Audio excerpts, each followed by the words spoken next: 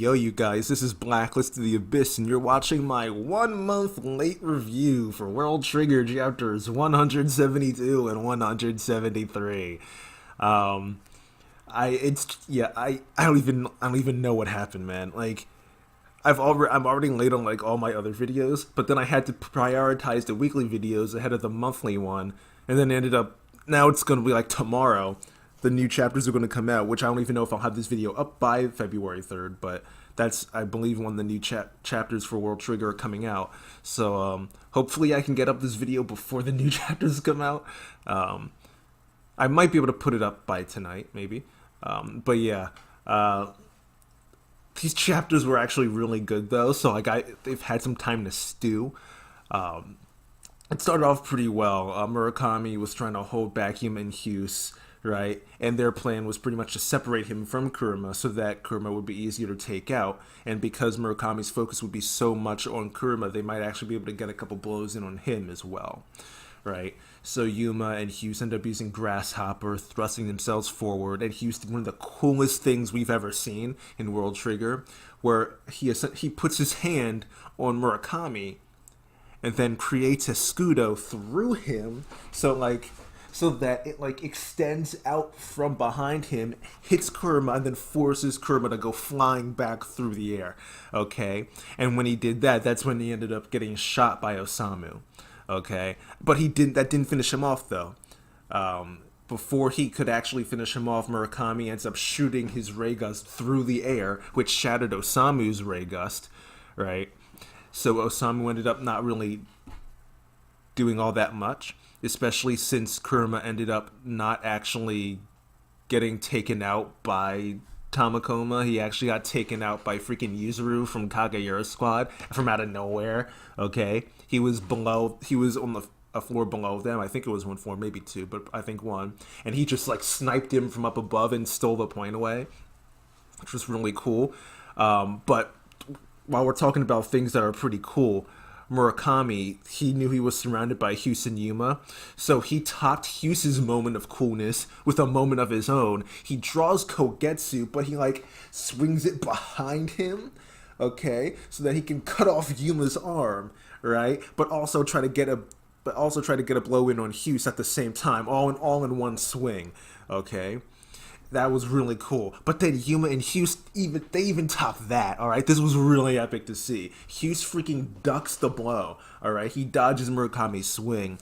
Yuma freaking spins and kicks at Murakami, but he has Scorpion extend out from his foot, and that slash connects, cutting Murakami. Then Hughes comes in and then finishes Murakami off by stabbing him in his Trion supply system, okay? Dude, that entire exchange, freaking epic, okay? Freaking epic. Murakami, Yuma, Hughes, all three of them, freaking epic, okay? And then, of course, I mentioned Kurama getting taken out by Yuzuru, okay? And Yuzuru actually cut off Osamu's leg as well, which pretty much made him bail out. He was done at that point. He was losing so much Trion, he couldn't escape, really. Though I did think it was interesting how apparently you could get a penalty for manipulating points, because had Osamu forced himself to get eliminated by Ozma Squad instead of the blow that he took from Yuzuru, which would have helped him out, just the way the points work out, it would have been better for Osamu to get eliminated by Ozma Squad than to be eliminated by Kage Squad, because of the amount of points that are behind. They need to get past Kage in order to make the top two B-ranked teams in order to get a chance at making the away squad, right? So it actually would have been better for Osamu to either bail out on his own, which he couldn't do because he needed to get 60 meters away or 100 meters or something, but he had to get a specific distance away, which he couldn't do on his leg, right? Either that or get taken out by Ozma Squad, which is what happened to Yuzuru. He freaking like launched himself out of the freaking window because Koarai and Okadera were coming after him. But then he ended up getting sniped by Ozma. Okay, so yeah, he got wrecked. All right, but Osamu got wrecked too. So if I was Yuzuru, I wouldn't be too disappointed. Though I guess he I guess he should be kind of disappointed though, because he's the one who wanted to win the match because of Yuma saying that there's no way that Kageura Squad can beat them, and and now they're totally eliminated. So and Kitazoe, was he eliminated? It's been so long. Kitazoe, I believe he was eliminated by. Yeah. He was eliminated by Yuma jumping inside the Escudo and taking him out, right? Yeah. So, but Kage wasn't though.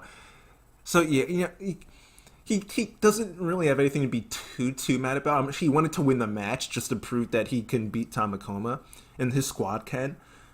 But only one member of their squad was really taken out by Tamakoma. So he technically doesn't really have anything to be mad about, but he's still going to be mad anyway. But anyway, Kageura Squad got 2 points throughout the match. They can't get any more because they've all been eliminated. But anyway, the total point score is Kageura Squad with 36, Tamakoma with 33, Ozma Squad with 28, and Suzunari with 28. Okay, so in order to pass Kage Squad and get into the second rank of the B-ranked squads, Tamakoma needs to get the survival bonus of 2 points. Plus, they need to get 2 kills, okay, or bailouts or whatever.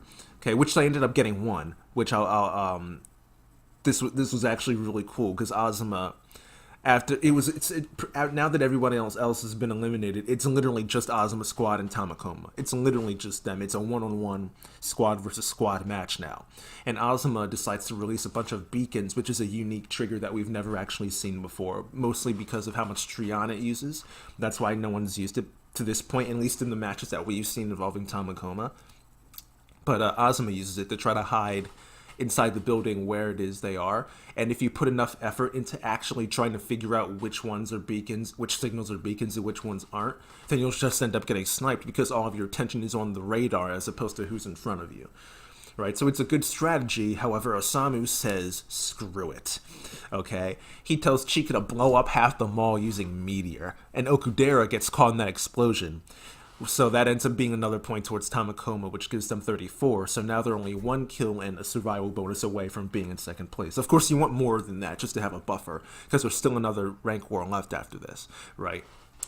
But I think the coolest part of this, other than just seeing Meteor and how powerful it was, and then just seeing the shock on everybody's faces, the coolest aspect of this was the fact that that Chiga essentially took someone out.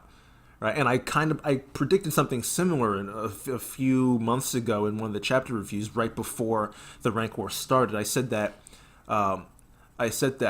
there was a reason why they introduced this aspect of Chika growing and overcoming this psychological barrier she has and taking people out. And I said that the reason they were putting that much focus on it here is because she's going to take some step forward in this match, and that while I wasn't sure if it would be legitimately taking someone out or not, that it might be something like she takes someone out by accident. And I think I even referenced the previous match that they had against Kageura Squad, Ozma Squad, and Ninamiya Squad, where she tried to hit people with her Ibis and then she just missed. She tried to blow up a building, and it just so happened that she didn't get anybody in the crossfire in that. But I thought something like that might happen again here, and that's exactly what happened. It's just it was Meteor instead of Ibis. Okay, but yeah, I do think that's a step in the right direction in her overcoming that psychological barrier. Her taking someone out without actually intending to, maybe that'll make it easier for her to try stuff like that in the future. As long as she can't see the person, it'll make it easier for her to do that. And then eventually she'll be able to grow to a point where she can shoot people themselves and watch them disappear and bail out and just overcome those psychological barriers. So yeah, that's the chapters, and they were really cool to watch. I'd say the first chapter was a 9 out of 10 just because it was just all that crazy action. It was just really cool to see unfold. And I'll give the second chapter a 7 out of 10 because it was more tame and it was more strategy focused and explanation heavy. So it was a cool chapter, but that first chapter was really great to read, but also to watch, just watching everything unfold. So yeah, those are my ratings for those 2 chapters of World Trigger, and that's that, you guys.